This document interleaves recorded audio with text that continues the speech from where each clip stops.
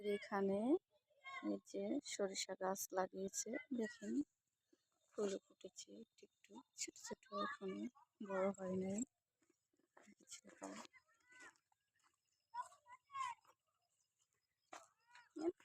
আর কয়েকদিনের ভিতরে খুব সুন্দর হলুদ ফুল ফুটবে।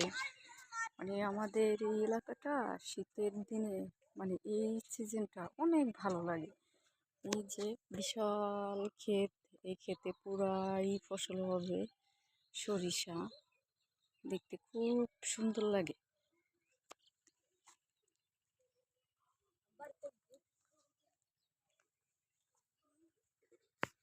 এই দেখেন এখানে কিছু খেরাই গাছ লাগানো হয়েছে, ফুলও ফুটেছে, দেখতে খুব সুন্দর লাগতেছে।